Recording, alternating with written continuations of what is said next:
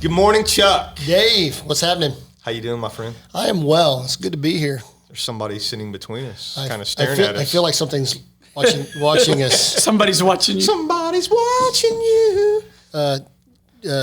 Who sings that song? I don't know. Is that a song? Let's let them sing I made it up. Yeah. I thought I made it up. Can we start over? That's really bad. Yeah. Hello and welcome to the Mission City podcast. In today's session, we have our missions pastor, Donnie Anthony, joining us to share about all things missions here at Mission City. It's quite literally in our name. There are a lot of ways that God calls all of us to go and share the gospel. So I hope that today's session encourages you to take the next step in getting involved in missions. Let's go ahead and get into today's session. Here are our campus pastors, Dave and Chuck. Hey, good morning, Chuck Foster. How you doing, buddy? Good, Dave. How are you doing? It's good to be here this morning. I am doing great, but there's somebody staring at me here in the middle of us. Yes, Who is that? we got somebody with us. Somebody's watching me. This is going to be like a ping pong match. Me watching a ping pong match. Yeah, you'll get a neck injury just like I had one. Oh, so no. You'll be out of balance I don't in a want little while. That's No. true.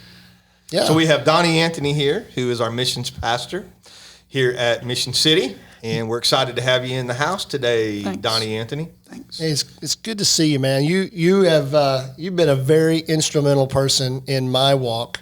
Just wanted you to know from the get-go. Met you at a golf course. We were playing golf at I remember that day. Top Teal Springs at a booster club tournament. And I ran into you and Wes, and y'all had a tent out there just giving stuff away. That's right. And y'all made a huge impact with me. Cool. And Very cool. One of the big reasons why I'm at Mission City is you and Wes and the impact you guys made on me that day. Cool. And I think it was 2019 It's been a while. at the tournament.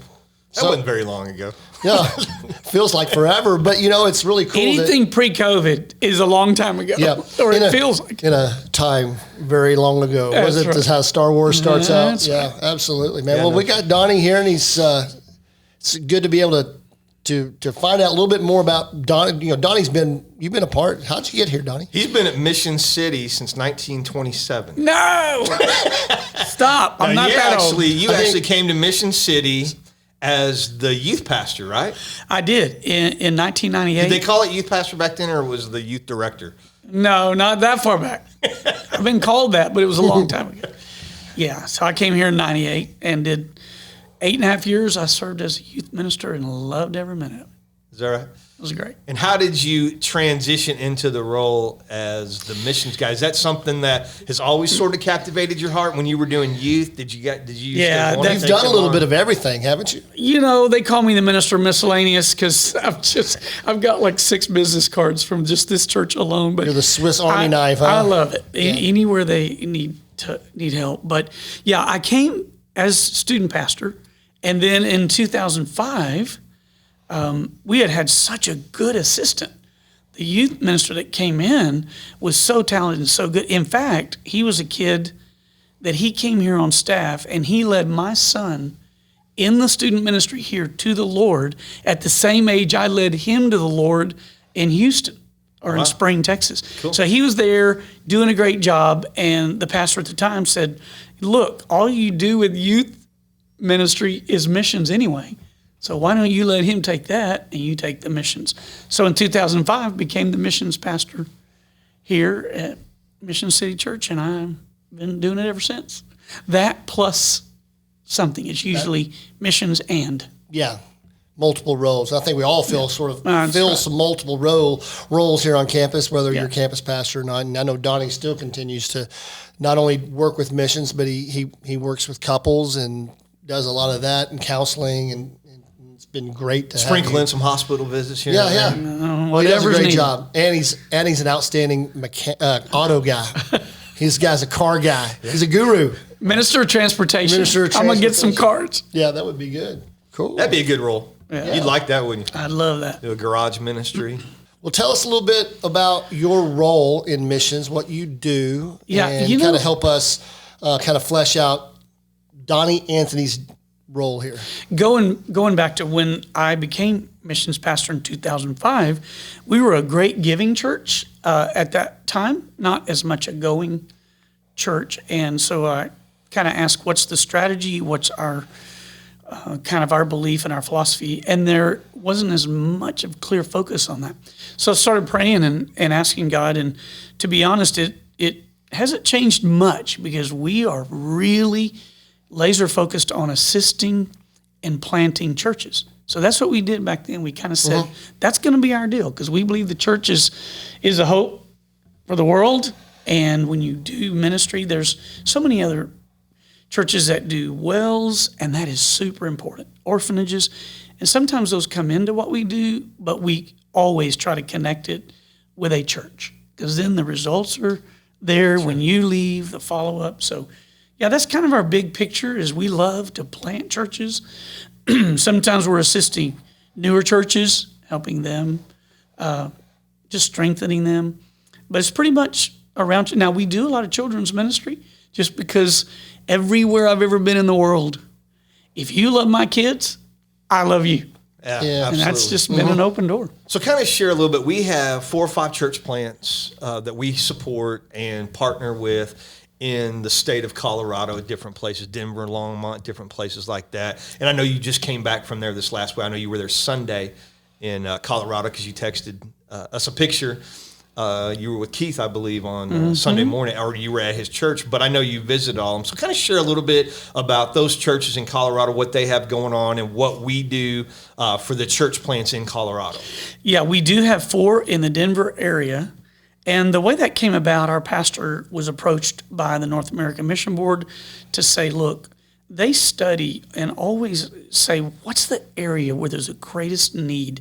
And Denver area was so incredibly unchurched, underserved, just not the evangelical, much less, any kind of churches that are really preaching the gospel.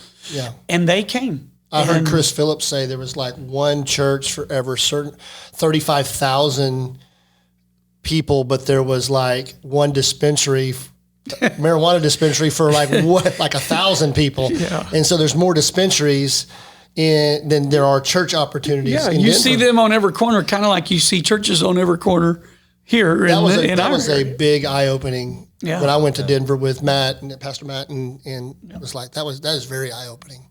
So we're financially supporting all 4 because at the very beginning, as you know, and especially you've done church planning, it is so difficult just to get off the ground. Anything in life that starting is hard. So we give them financial support, and then we also give them moral support, prayer support. We're looking at sending teams to them and helping out. So yeah, there are 4 different churches in different phases, but they are all growing and they're going, and it's been fun to watch them over the last couple of years, and they're going to make it. And let me tell you, that's good. 86% of every church plant in the last 5 years in Colorado has failed. Yeah. Well, but these are strong. You brought up the North American Mission Board. We partner with them, and one of the questions that we've gotten from people is, why do we partner with the North American Mission Board, and why do we partner with the International Mission Board? Because a lot of people don't understand how integral that is and how we can come alongside. It's not just us as a lone church supporting them, but they also got the support of the North American Mission Board. So kind of share a little bit about why we partner with NAM and the IMB. We's better than me, always. Man, if we can get with somebody, and that's why some of those church plants did not survive. It was somebody that was a single church supporting. That church had hard times. They couldn't help but pull back, and that's what happens. But when you have a group of churches like North American Mission Board, then each of us is doing our part. So there's just so much strength in numbers. And so, man, we get a lot of benefit from their direction. They exegete the culture of each place and say, what is it that's needed? How do you reach people? They train our church planners. So we can't do the training really for those church planners. They can do the training and assistance, and they network us, resources. So it's been really wonderful. And they give them a certain amount of finances, until they can become self-sufficient. So that's good. Now, on the International Mission Board side, I feel even stronger because while we go to very solid, safe, right now in Africa, for example, we're in a very stable area. It's not dangerous. Is that Zambia? In Zambia. I was going to ask you. Look at that. I've really worked on my pronunciation. That's nice. Those vocabulary lessons are paying off. Hooked on phonics works for me. Well, when we're there, for example, with the International Mission Board, we're building and standing on the shoulders of 50 years in Zambia, where they've had a beautiful complex. We're able to stay in a secure area and get our home base set up. And then from there, we go out and plant churches. If something were to happen, it could happen here, but a car accident or someone gets injured seriously, with International Mission Board, we are immediately know that we're going to be taken care of. They have medevac capability. They are in touch with all the embassies should anything strange happen in the country. It was just such a good covering. And then their strategy, when we do that, each one of our team members is vetted in a process to make sure that they know how to work with children and how to keep children safe, and to manage all sorts of risk and training. Right. There's a lot of benefits. Yeah. We of course, when you go on a mission trip, you want to be safe, but living out the gospel is not about safety. It's about sharing God's word around the world, being the hands and feet of Jesus, like he calls us to go and to baptize nations, in Jerusalem, Judea, Samaria, and the uttermost part of the earth. And so safety was never like, and we will protect you. It will be, no, it's not always a safe thing. We're not guaranteed here or there. Right. We do go to places we feel we can take care of our people. Right. But there's no eliminating all risk. Right. Absolutely. I know. And it's been exciting to see what we're doing in Zambia and in Puerto Rico. I think you a new partner in Puerto Rico? Yeah. Right now, the Puerto Rico church planting movement is also under North American Mission Board because it is a U.S. territory. But likewise, in 2017, when Maria just decimated that island, then what happened in the wake of that, there was a sudden spiritual interest. Imagine that. Yeah. But when people start to see their need and feel that need, there's been a new move of church planting in Puerto Rico. So they asked us to come alongside. We've helped strengthen one church, helped plant one church, and we are now moving to the southern part of the island to work with a different church, a little further away from San Juan, a little more remote area in San Germán. And we'll be there this next summer, again, helping to plant a new church. So it's very exciting. Yeah, I love whenever we see God do those things in the midst of difficulties, because if you look at church history, and I'm talking church history in the book of Acts, all the way up to church history just from last year, let's say, the church thrives during persecution and disaster. Like when you look in the book of Acts, it was never safe for them to accept Christ. And I know friends of mine that have been in places in Africa and they share the gospel. And this one friend of mine was telling me that he shared the gospel and they were having a baptism service, and all the people that had gotten saved that morning showed up with their stuff. And he's like, what are they doing? They've got like bags full of their clothes and stuff. And they're like, they can't live with their family anymore. They were Muslim. They've converted to Christianity. They could be killed. And so now we have to, as the church, our responsibility is not just sharing the gospel, not just baptizing them, handing them a Bible. Now we have to take them in because they have nowhere else to go. And so we really see that in third world countries, the church really being that church in Acts. And that's always exciting to be a part of, right? In that case, the church becomes their family. Yeah. It's a beautiful thing. And sometimes, that's why I love to take people on mission trips. When you take somebody, and I really fight so hard against this feeling some churches have, because you're sitting in the pew and you're like, oh, that's for the elite God squad. There's a certain group that's kind of, they do. Super Christian. This is not for the super Christian. This is for everyone. Right. We've taken people who really have only been saved a few months before, and we've taken them and trained them, and they go on mission. Man, their life is never the same. They see the cost of following Jesus in some other places. And I said one time when we were going on a youth mission trip, I got in front of the parents, and I didn't realize what I was saying. I told all the parents, we're going to bring different kids back than we take. Right. And they're like, wait a minute. Yeah, we want our kid back. We want our kids to come back. I wouldn't have said that, but I was like, never mind. I mean, they will be different when they come back. And that happens on mission. That kind of leads me sort of into our, what's the most important thing you want Mission City to understand about missions? If you were like, you got the platform, like Donnie, this is your time. Yeah. Stress the most important thing for us. This is going to sound maybe a little out there, but I'm going to tell you. Imagine Donnie saying something way out there, right? I would say there, this. I would say this. Don't pray about if you go. Pray about which trip. I mean, which place. Because here's the thing I say, look, the Great Commission is not the Great Suggestion, and Acts 1:8 is not multiple choice. Yeah. Some folks are like, oh, Jerusalem, Judea, I choose Samaria. But no, that was issued to us all to be involved in each one of those local, national, international. So I would just say that ask God. And when you do, give him your unconditional yes. There's not that many people in the world that I can give a blank check to and trust them. But you can do that with God. Absolutely. Just put your yes on the table. Now, God, which one? Yeah. Where do you want me to go? Yeah. I would just love for you to go with us on one of these mission trips or to work with us locally, wherever it is.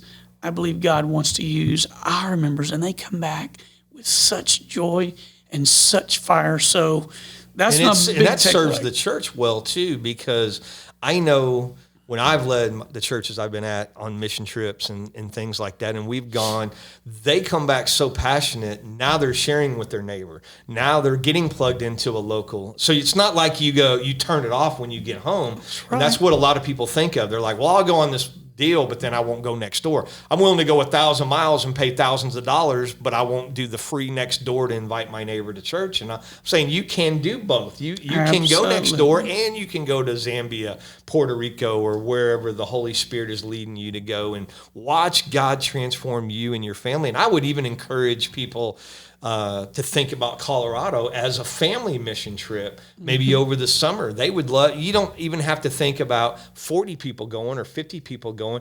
They would love to have one family show up and just serve for that. What would that look like? In fact, Dave Cash, his wife Ashley, and their 2 kids wanted to go to Colorado, or Chuck and Cheryl. That is specifically what they ask for. When I recently said, how can we help? They said, well, look, you guys are helping financially, and from time to time it's nice to have 30 youth students come in, but that requires a ton of work on their part. That's a burden. It could be. So what they've said is micro mission trips. Maybe there's a couple of families that want to fly into Denver and maybe fly in a day early and just go do whatever you want to do on that Friday evening or Saturday.